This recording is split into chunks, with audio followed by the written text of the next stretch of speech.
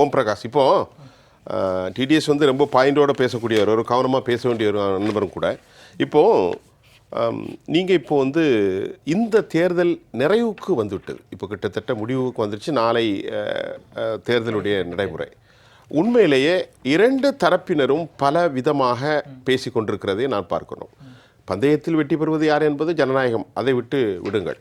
தற்போது இந்த மோடி தியானம் செய்வது கூட விவாதத்துக்குள்ளாக இருக்கிறது. இப்போ ஏன் விவாதத்துக்குள்ளாக இருக்கிறது அப்படின்னு கேட்கணும். இன்றைக்கு சற்று முன்னர் ஒரு தொலைக்காட்சி வெளியிட்டிருக்கிறது. தியானம் என்பது ஹிந்து மத நம்பிக்கையினுடைய உச்சபட்சமான நிலை. எல்லா மதங்களும் அந்த தியானத்தை நம்புகின்றது. கடவுளோடு முகமுகமாக பேசுவது, மௌனியாக இருப்பது. ஆனால் பிரதமர் நினைத்திருந்தால் என்னை பல கோணங்களில் நீங்கள் காட்ட வேண்டாம், நான் மக்களோடு இருந்தேன் இத்தனை காலம். தற்போது இது எனது சொந்த நலனுக்காக 1892 ஐயா விவேகானந்தர் இருந்த இடத்தில் நான் தனியாக இருக்கிறேன் என்று சொல்வது வேறு விவகாரம். பல கோணங்களில் முன்னிருந்து பின்னிருந்து முன், இதுவும் இன்றைக்கு விவாத பொருளாக ஆக்கியிருக்கிறது தொலைக்காட்சியினூடாக. இதை எப்படி பார்க்கின்றீர்கள்? இது ஒரு தேர்தல் தியானமா அல்லது ஆன்மீக தியானமா? அனைவருக்கும் வணக்கம். முதல்ல மெடிடேஷன் வந்து அனைத்து மதத்துக்குமே ஒரு தாண்டி ஒரு விஷயம் தான் மெடிடேஷன். இறை நம்பிக்கை என்று ஒருத்தர் சொன்னா அவங்க தியானம் இருப்பாங்க. ஆமாம், மெடிடேஷன் வந்து அனைத்து மதத்துக்கும் ஒரு படி மேலே இருக்க விஷயம் தான் மெடிடேஷன். அது மூலயமா நம்ம ஆன்மாவோ இல்லை கடவுளையோ டைரெக்டாக பார்க்கறது, ஒரு கடவுள் ஒரு பேச்சுவார்த்தைகளுக்கு நம்ம போவாங்க. சரிங்களா? ஃபர்ஸ்ட் இதில் வந்து அரசியல் எதுவுமே கிடையாது. அவர் வந்து இப்போ மட்டும் இப்படி தியானம் பண்ணி உட்காரல. இதுக்கு முன்னாடி அந்த 2014 போயிட்டு தியானம் பண்ணார், 2019 தியானம் பண்ணார், இப்போ வந்து கன்னியாகுமரிக்கு வந்திருக்காரு. சரிங்களா? முதல் விஷயம், பிரதமர் அந்த தனிநபர் பிரதமர்னா யார், ஃபர்ஸ்ட் அவர் இண்டிவிஜுவல்னா என்னென்னு பார்க்கணும். He won't take rest. First பிரதமர் வந்து ரெஸ்ட் எடுக்காத ஒரு மனிதர் தான் திரு பாரத பிரதமர் திரு நரேந்திர மோடி அவர்கள். சரிங்களா? அது உதாரணமாக தன் தாய் இறந்தாங்க, அதுக்கு இறந்துக்கிறவங்க சில சடங்கு செய்வாங்க பார்த்தீங்களா? அந்த சடங்குலாம் முடிஞ்சுட்டு உடனே வெஸ்ட் பெங்காலுக்கு ஒரு ட்ரெயின் ப்ராஜெக்ட்டு கொடியரசு தொடங்கி வைக்கிறாரு. இதை வந்து மம்தா பானர்ஜி, வெஸ்ட் பெங்கால் சேர்ந்து மம்தா பானர்ஜி, இப்படிப்பட்ட ஒரு நபரை நான் பார்த்ததே இல்லை, ரொம்ப உழைக்கிறாரு, ஓய்வாரியா உழைப்பாளர் அப்படின்னு சொல்லிட்டு மம்தா பானர்ஜி பிரதமரை பார்த்து புகழ்ந்து இருக்காரு. இது மட்டும் இல்லாமல் நிறைய சொல்லிட்டே போகலாம். இந்த மாதிரி எடுத்துக்காட்ட சொல்லலாம். உதாரணத்துக்கு பார்த்தீங்கன்னா இப்போ ரீசெண்டாக கேண்டிடேட் செலெக்ஷனாக இருக்கட்டும், பிஜேபி கேண்டிடேட் செலெக்ஷன் வந்து பிரதமர் அவர் தான், மோடி அவர்கள் தான் பிஜேபிக்கு ஒரு பெரிய ஹெட்டு. அவர் நினச்சா காலைல நடத்திட்டு போயிடலாம், இத்தனை மணிக்கு 5 o'clock ஆரம்பிக்கலாம்ப்பா, நைட்டு 10 மணிக்கு முடிச்சோன்னு சொல்லிட்டு போயிடலாம். ஆனால் அவர் நைட்டு 10 மணிக்கு ஆரம்பிச்சு விடிய காலைல 3 மணி இருக்கும் கேண்டிடேட் செலெக்ஷன் நடத்துறாங்க. ஒவ்வொரு கேண்டிடேட் 520 கேண்டிடேட்டுமே யார், இவருக்கு பின்புலம் என்ன அப்படின்னு ஆராய்ச்சி அப்படி செலக்ட் பண்ணியிருக்காங்க. சரிங்களா? ஸோ ஓய்வறியாத திமுக காரங்க அடிக்கிறாங்க ஓய்வறியாத உதயசூரியன் தன்னைத்தானே புகழ்ந்துக்கிடுவாங்க. நீங்க அதை இப்ப மோடிக்கு கொடுக்குறீங்க ஓய்வறியாத. இல்ல மமதா புகழ்ந்தாருன்னு இப்போ வந்து நியூஸ் கேட்கறேன். நீங்க எப்ப சொல்லுறாரு? இப்போ சற்று முன்னர் கிடைச்ச தகவல் உங்கள்கிட்ட பேசும்போது எனக்கு நியூஸ் வந்துட்டு என்ன சொல்றாருன்னா, ஐயா தியானம் எதற்கு, கேமரா இல்லாம நீங்க தியானம் பண்ணலாமே. அம்மா இப்போ சாயந்தரம் ஒரு 3 மணிக்கு ஒரு நிமிஷம் இருங்க, அவங்க சொன்னதை சொல்லிடுறேன். அது மட்டும் இல்லாம பரமாத்மாவால் அனுப்பப்பட்ட இந்த ஆத்மாவை மற்றவர்கள் அல்லவா தியானம் செய்ய வேண்டும். பரமாத்மாவால் அனுப்பப்பட்ட இந்த ஆத்மாவுக்கு விசேடமான பிறப்புக்காக அவர் எதற்காக தியாகம் செய்ய வேண்டும்? ஐயா அப்படி செய்கின்றீர்கள். ஒளிபரப்பு எதற்கு, நேரடியான ஒளிபரப்பு எதற்கு, பல முனைகளில் கேமரா எதற்கு, விடைமிதிகள் எதற்கு? ஆனால் எனக்கு ஒரு வருத்தம் இருக்கிறது. அவர் சொல்றார் ஏசி அறையிலேயே அவர் உட்கார்ந்து தியானிக்க வேண்டும் என்று கேட்ட அவர், இது குறித்து எனக்கு கடும் வருத்தம் என்ன தெரியுமா?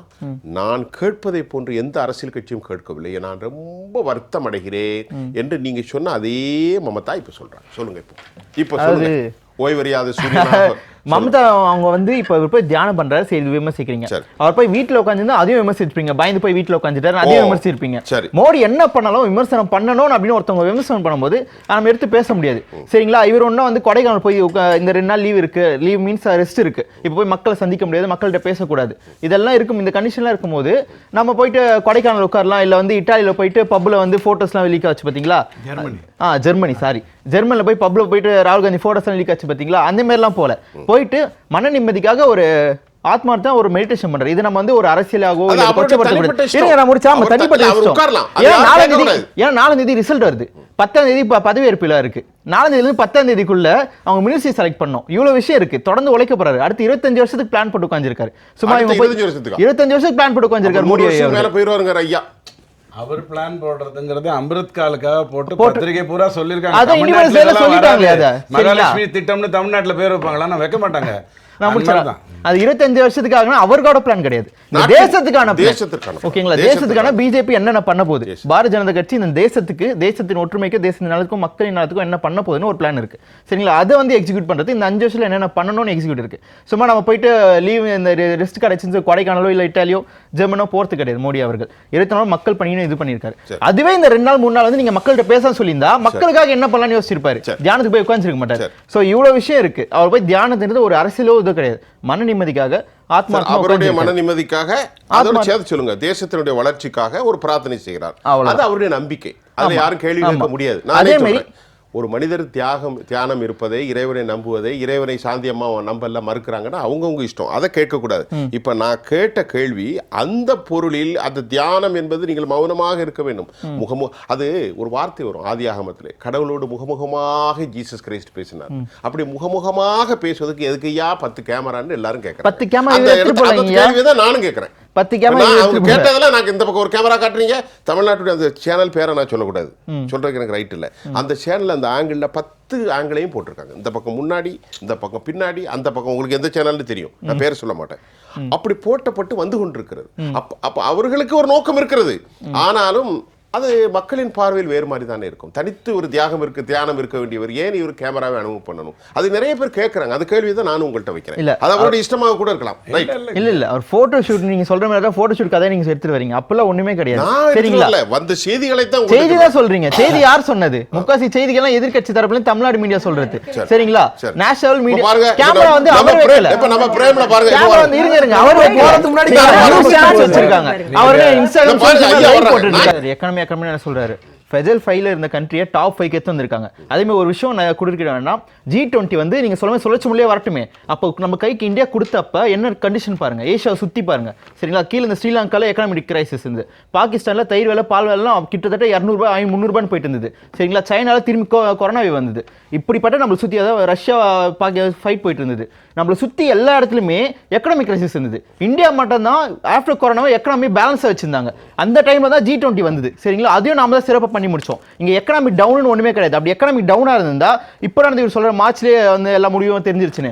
அதுக்கு இருங்க, நான் முடிச்சேன். மார்ச் எல்லாமே நடந்துச்சுன்னு சொல்லிருக்காங்க பாத்தீங்களா? மார்ச் வந்து இங்க தோல்வி வந்து தெரிஞ்சிருச்சு அப்படின்னு சொல்றாங்க. அதுக்கு முன்னாடி ஒரு 3 மாசம் முன்னாடி தான் சார் இந்த 5 மாநில தேர்தல். அவர் பல கிலோமீட்டர் நடந்தாரு. நடந்து போனாரு.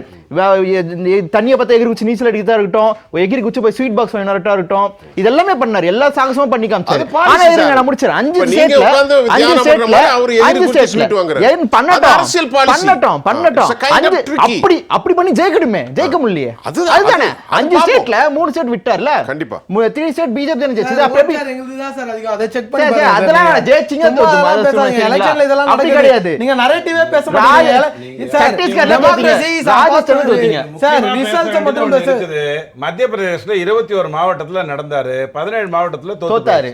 சோ நீங்க அது முக்கியமா அது சொன்னதனால சொல்றோம். இப்படி மத்தவங்கள பத்தி தான் பேசுறீங்களே தவிர நீங்க என்ன பண்ணனும் பேச மாட்டீங்க. என்ன மோடிங்கறவரே உங்க மச்சான் காங்கிரஸோட மச்சான் என்ன பண்ண போறீங்கன்றதே பேச எனக்கு தெரியல. அதெல்லாம் எங்க மேனிஃபெஸ்டோல இல்ல. வளர்ச்சிக்கு நாங்க வரோம். வளர்ச்சிக்கு நாங்க வரோம். எங்க வரீங்க நீங்க? வளர்ச்சிக்கு பேசுறீங்க.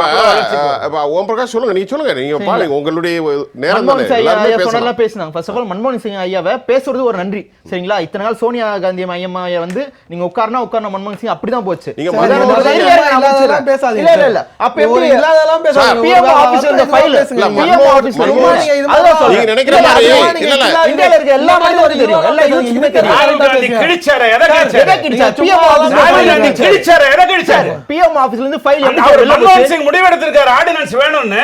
இவர் கிழிச்சாரு. மீடியா முன்னாடி கிழிச்சாரு சார். சும்மா ஏதாவது மீடியா முன்னாடி கிழிச்சாரு.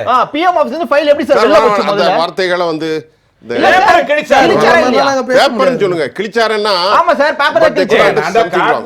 அதுதான் பிஎம் ஆபீஸ்ல இருந்து ஃபைல் எப்படி வெளில வந்தது, அது எப்படி கிழிக்கலாம்? சரி, இவ்வளவு விஷயம் இருக்கு. சரிங்களா? அதுக்கு இப்ப சப்போஸ் பஞ்சாப்ல எலெக்ஷன் நடக்குது, சீக்கியர்கள் வந்து ஓட்டு வாங்கணும். அதனால இருங்க, நான் முடிச்சிடுறேன்.